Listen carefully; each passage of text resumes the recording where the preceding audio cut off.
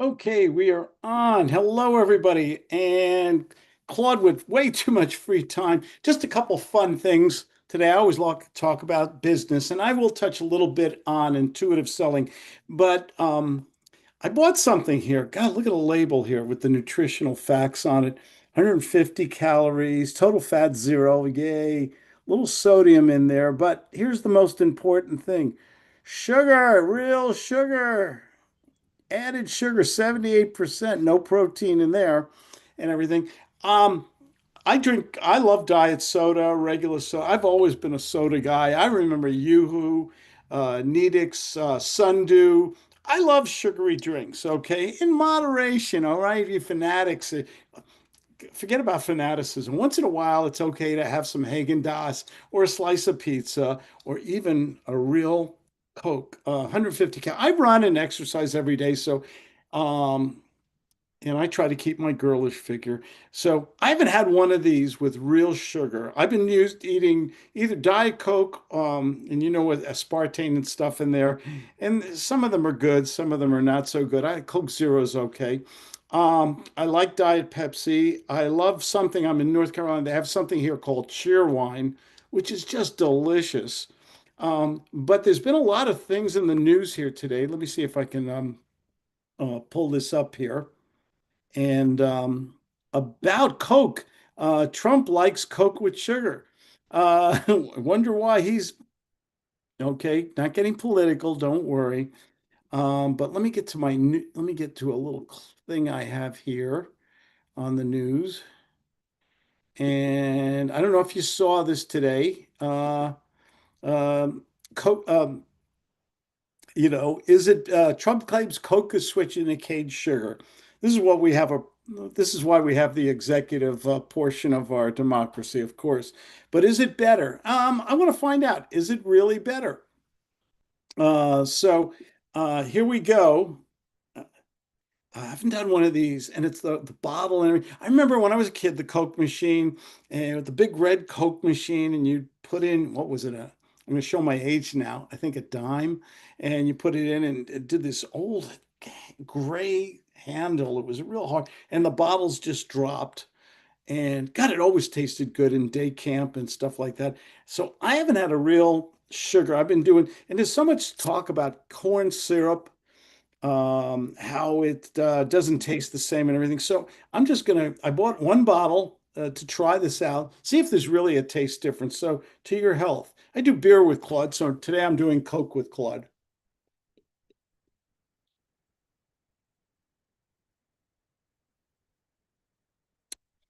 Wow, that's sweet. Okay. I got to tell you, I haven't had one of these in about 30 years. Okay. Um, I mean, pure sugar. I've had the regular Coke with corn syrup. And the one thing that hits me right away, it's sweeter. Much the sweetness that hits you right in the face right away. It's um it's a cleaner taste. Corn syrup sometimes has that little, how do I describe the words of the hardest? Corn syrup, it's good, it works, but there's that a little chemical concoction flavor. You know, corn syrup is machine made, okay? It's a concoction. It This is cleaner, more, or very refreshing. I'm gonna have another sip to your health. Mm. Oh, my pancreas and insulin are just jumping up and down right now. It's good. It's really good. Um, I gotta tell you something. I could finish this bottle, I think, in 4 sips, easy. Very addictive. This sugar is addictive as hell. Okay.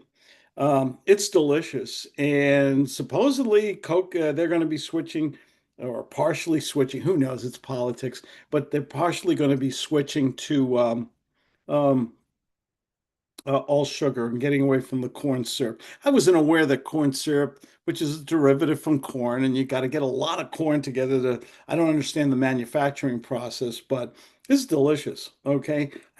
I put this with single bottles they were selling at a supermarket in Harris Teeter. I think I paid I paid $1.50 to $2 for this. I don't remember exactly, but it comes from Mexico. I love Mexican beer, by the way. Um, the thing about it is, it's made with Mexican water, and I live part of the year in San Diego, and there's a little town called Imperial Beach, and there's a lot of water.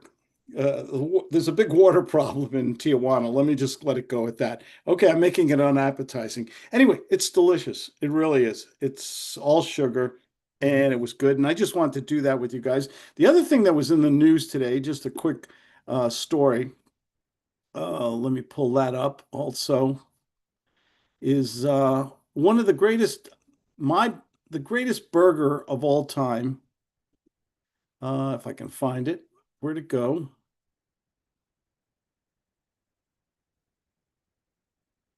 Let me see if I can pull it out again. Mm. Oh, there it is. My beloved In-N-Out burger is In-N-Out billionaire heiress is quitting California because it's too difficult uh, to raise to raise kids and do business. So they're moving. It sounds like they're moving a lot of employees, their headquarters from California. In-N-Out Burger, if you're not familiar with it, it's fantastic. I love In-N-Out Burger. It's the best burger for a drive-through franchise. It blows away the Whoppers, the McDonald burgers. I mean, it is just fantastic. It's clean. They only do one thing well. They make burgers. They don't have 30 different items on the menu. You either get a burger, a cheeseburger, or a double double. You can have you can do a couple little secret things there and add animal fries and all of the fries are good too. Some people don't like their fries. They're a little soggier than some of the other fries because I think they use cleaner oil. They don't use I don't know what they use, but I like their fries too, and they're just delicious. But the real issue is why are they moving? And she said, it's kind of part of that anti-California thing that's going on right now, if you've seen it. Um, the people, companies, and I can't believe, companies are like California's not doing anything about it. I moved my company from California a long time ago to Colorado. Okay. I own real estate in Colorado and in California, and I moved my whole business to Colorado just because it was friendlier. It was less taxes and everything else. It was just a smart move, and that's my main domicile now. Um, but the thing is, it's why are companies leaving California? They're not making it. It's not as nice a place to live in as it used to be. It's really interesting. Today, on my group training call, I'm a sales trainer. We talked about intuitive selling, um, how to basically read the mind of a prospect, how to be empathetic. And we really talked about, and I have a little booklet I designed here. Let me see if I can find that, share that with you guys. Here it is. And I made this up, intuitive selling. I always talk about a little devil and angel on the shoulder. The devil says, that's me in a red suit saying, go for it, make the offer, talk to people. And I think in sales, sometimes, there's too much garbage out there. You got to build a relationship. You've got to be consultative. I say go for it. Make the offer. You got the prospect. You got a meeting. You got them on the phone. You got them on Zoom. Make the bloody offer. Forget about follow-ups and developing and lunches and everything.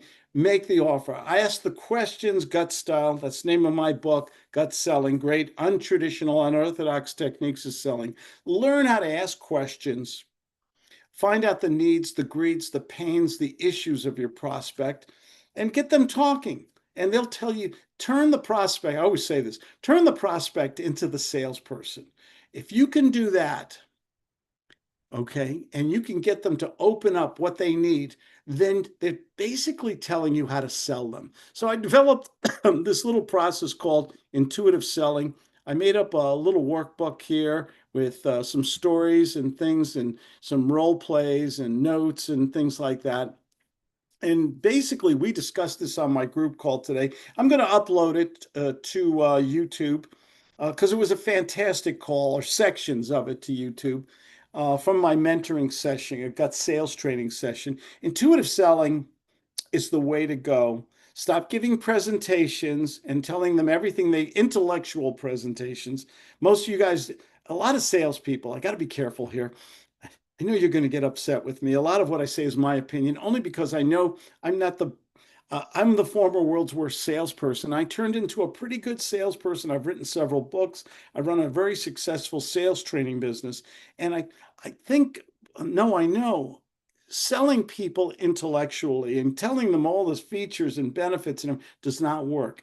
Getting them into a charismatic conversation where you're having fun, you're laughing, you're talking, and you're identifying their needs while qualifying them. And then you even ask permission. Mr. and Mrs. Prosper, I really enjoyed this conversation. Can I make you an offer? Because I really feel good. Inside my head, I'm thinking, you know what?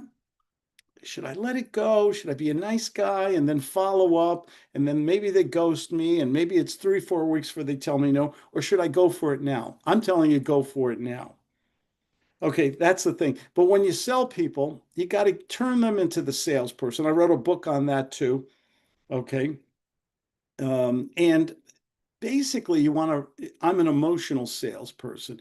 Uh, I don't cry or anything. I basically I believe in emotional selling. And that's basically telling stories, getting when someone says they have a need and you find out what that need is going to cost them in terms of time and money and how it affects their lifestyle and their business, and you get them talking, and then you find out, do they have the need?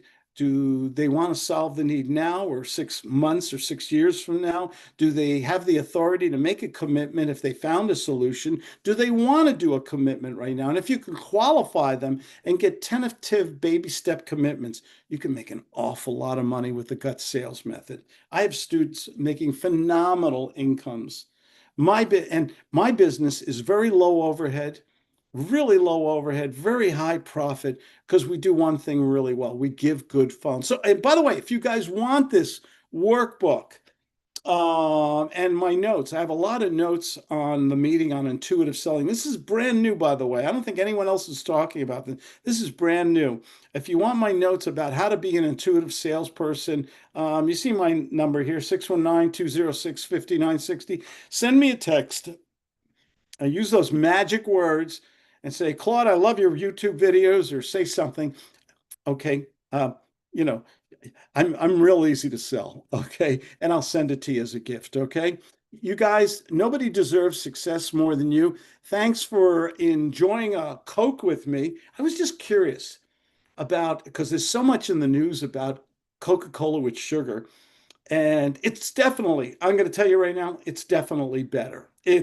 Boy, if you want if you want a sugar rush, this will give it to you right away. This is more intense. I'm telling you right now, I think the Coke with sugar is more intense than regular Coke with corn syrup. It's much more subtle. This is more organic tasting. It's a little cleaner. Sometimes sodas, especially diet sodas, leave a little flavor, taste in your mouth. Nothing with this. The words I use, very sweet, very clean, unbelievable. I mean, you have one of these, you want five more. Okay, sugar is my kryptonite. I love sugar and things like that. Corn syrup and sodas, not as good. Good enough. They're okay. Um, Will I drink this every day? Of course not. But I was just curious, and I thought I'd share the moment with you guys because, as I always say, no one deserves Coke more. No, I say nobody deserves success more than you guys. Thanks for joining me. Have a great day. Sell something. Give good phone. Talk to 5 prospects. Okay, make it happen because you deserve success. Take care.